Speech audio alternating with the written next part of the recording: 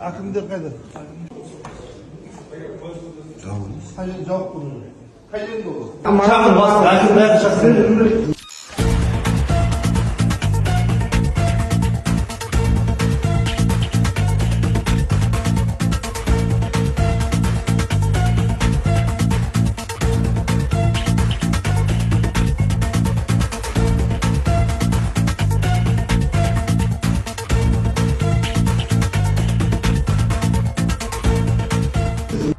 Армысыздар, құрметті көрермендер.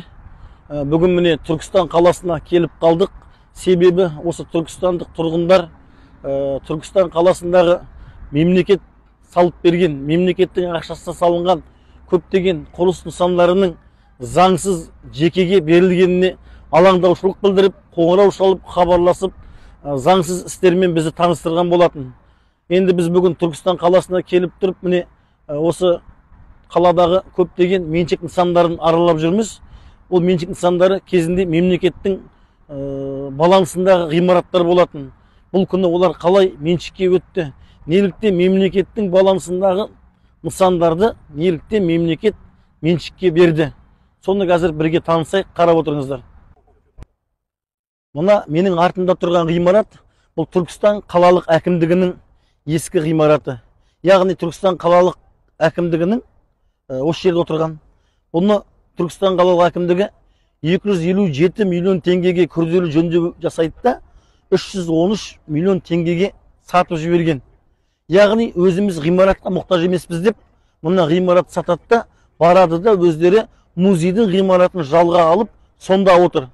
Әкімшілік ғимаратқа мұқтаж емес деп бұны сатылымға қояды. Дегенмен де әкімшілік бараты музейден барып жалға алып отыр ғимараттар.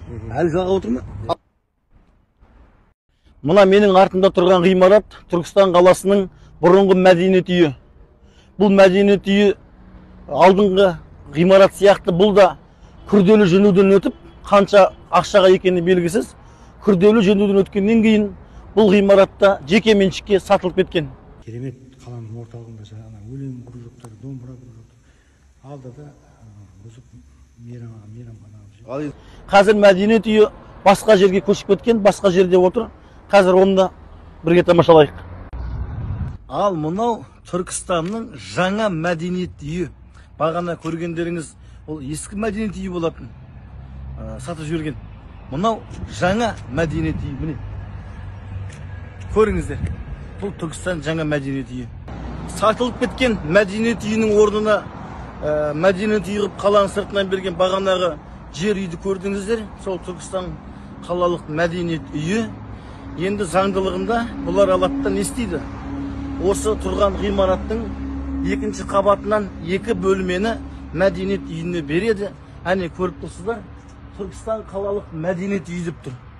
Түркістан қалалық мәдениет үйі мемлекеттік коммуналдық кәсіпорын деп тұр. Қазыналық кәсіпорны.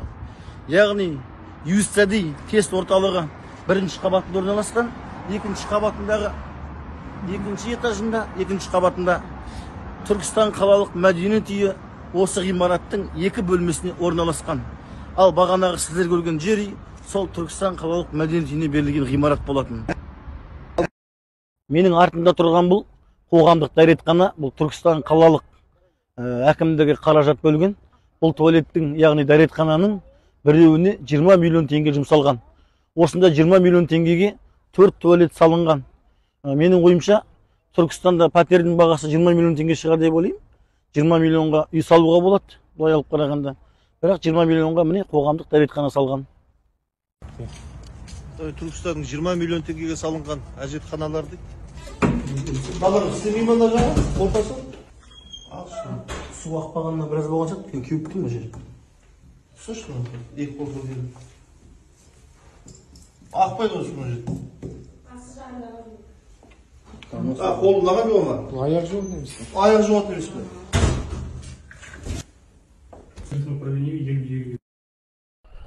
Мұна менің артында тұрған бұл Түркістан визит центр дейді. Яғни осы Түркістанның туризміне тікелей қатысты ғимарат. Бұл ғимаратты 800 миллионға күрделі жөндеуден өткізіп, жаңылыспасам Жамбыл облысы Түркістанға тарту ретінде сыйға тартқан болатын. Бұны Түркістан әкімдігі алды да 22 миллион теңгеге сенімгерлік басқаруға беріп жіберді. Түркістан визит центр 800 миллионға жөнделген ғимаратты 22 миллион теңгеге сенімгерлікке беріп жіберген. Міне өздеріңіз көріп отырған мына электрокардың әр қайсысы 10 миллион теңгеге сатып алынған. Сол 10 миллион теңгелерін міне ақтады ма, ақтамады ма, оны Құдай біледі. Міне сынған қалпында тұр. Бұның келгеніне 4 жылға жуықтады. Яғни осылар міне көріп тұрсыздар. 1, 2, 3, 4, 5, 6, 7, 8, 9. 10 шақты бұл сынғандары. Бұл енді қайта жөндеуге келмейтін шығар. Бұл электрокарлар әр қайсысы 10 миллион теңге келінген. Менің артында тұрған мына Түркістандағы шығыс моншасы. Бұл шығыс моншасын Түркістанға тарту ретінде Қызылорда облысы тартып өткен болатын. Бұл ғимаратты да әкімдік сенімгерлік басқаруға 32 миллион теңгеге беріп жіберген. Ал мұна өздеріңіз көріп тұрған ғимарат бұл неке сарайы. Бұл неке сарайын Түркістанға тарту ретінде Қостанай облысы салып берген болатын. Бұны да Түркістан қалалық әкімдігі сенімгерлік басқаруымен жалға берген. Тапқан табысының 50%-ын олар мемлекеттік бюджетке, яғни әкімдікке төлеуге міндетті. Бұның ішінде сұлулық салоны орналасқан, және арнайы сұлулық спортқа арналған дәрі-дәрмектер сататын дәріхана орналасыпты. Сол мемлекетке тиісті төлеуі тиіс 50% дивидендті, яғни тапқан табысының 50% деп 2022 жылы бұл неке сарайы мемлекетке 15 мың теңге төлеген. Сонда бір жылда 30 мың теңге табыс тапқанда 15 мың теңгесі мемлекетке берген. Мына менің артында тұрған бұл Түркістандағы Туран арена. Бұл стадионды салуға 40 миллион евро кетті. Сол 40 миллион евроға салынған стадион бірақ маусым өткізіп, бір маусымнан кейін бұл стадион күрделі жөндеуге жабылып қалды. Себебі жергілікті Туран командасы бұл алаңда ойын өткізген кезде толасақтан саз кешіп, тобықтан су кешіп, бір сезон ойнап шықты да, қазір 600 миллион теңгеге күрделі жөндеу жұмыстарын жүргізіп жатыр. Өзіңіз ойлаңызшы, 40 миллион евроға салынған 7 мың адамдық стадионда бір жылдан кейін 600 миллионға күрделі жөндеу жүргізіліп жатыр.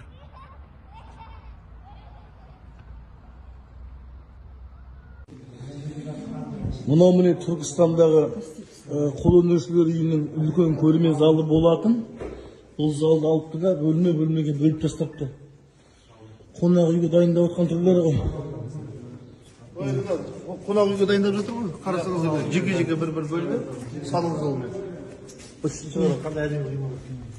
Қазір Түркістанның қолөнершілері тентіріп далада жүр. Ғимараттары жоқ. Бұл ғимараттың негізі мемлекет қолөнершілер үйі қылып салған. Қазір көріп тұрсыздар міне. Нұр Отан, яғни аманат отырады деп алып алыпты да қонақ үйге беріп жетті.